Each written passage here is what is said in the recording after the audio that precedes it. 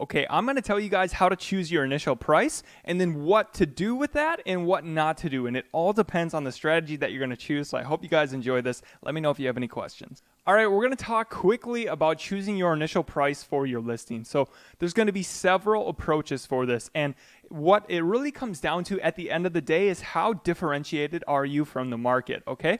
And then you also need to look at your costs and see essentially what is your break-even point. So, and you also have to take into consideration what's going to be your launch strategy, all right? So those are the main factors. So let's say you're going to be doing a launch where you're doing a viral launch or some type of giveaway service.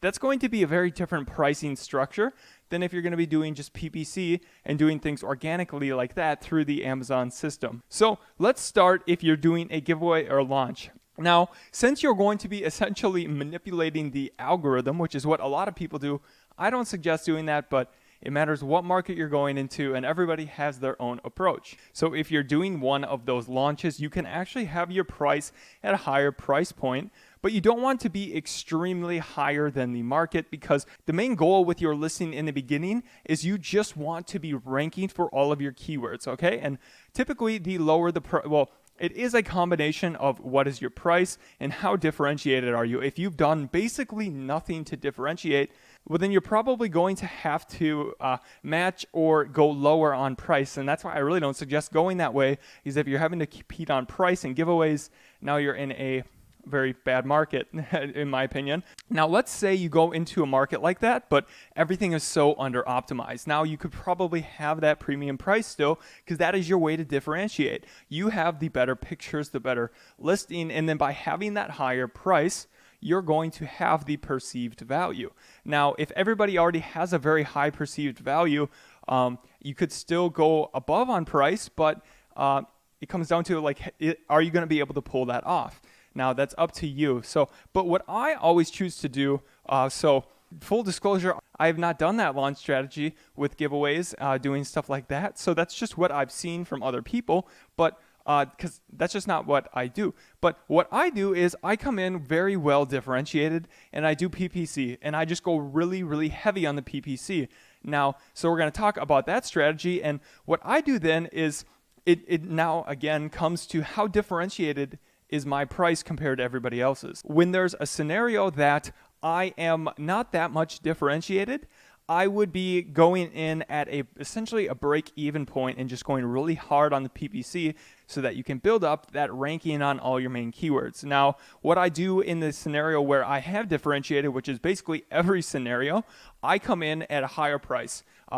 Essentially, it's different on every single market, but I came in on my goggles for $20 a pair, and everybody else was selling these paper ones for about $1 to $2 per pair. So, and they were selling in packs of 5 and 10, but I came in way above because I had the premium product. So I knew that, and I was looking, and my costs all in were about $5 a piece, and then it was $20 sales point. So I was still getting a 200% ROI, but over time, I raised my price to $30, but I still wasn't going to come in and sell at break even. I could have essentially been selling at $10, but then now it loses that wow, this is the top premium product, and the margins, it just really didn't make sense. So you have to look at what your strategy is, how well differentiated you are, and then what your margins are going to be like. Now, I know this is kind of vague, but that's because it's different for every single scenario, but I want to cover the one thing that you should not do, okay?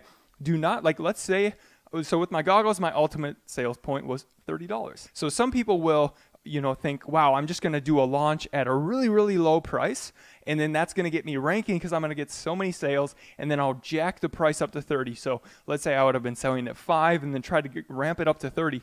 Don't do that because you're going to lose the buy box. Now, sometimes a listing will lose the buy box, and the reason that happens is because Amazon essentially has this thing called a price band, all right? And essentially, it analyzes what price you've sold at historically and then compares you to other listings.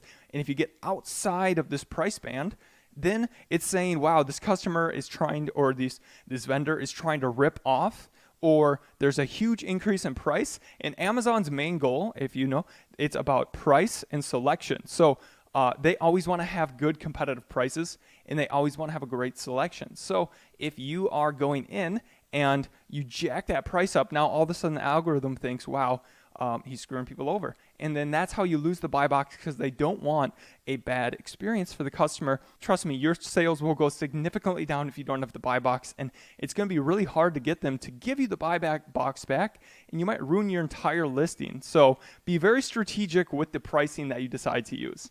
So in summary, you need to know what your eventual price is going to be, and then you have to look at how far differentiated you are from the market. And then now you got to look at what type of launch strategy that you're going to be using. And then on top of that, you're going to have to test and play around and see what works the best. But there has to be a logical reason why people are going to buy your listing, especially when you don't have many reviews. And that's why product selection is so important. But just be aware, don't do that, have crazy price increases. And what I mean is, you don't want to double the price of a listing. If you go much above that, from my experience, that's where you're going to run into the issues. So I hope that this is helpful. And if you have any other questions, let me know, and I'd be love to answer them and update this video.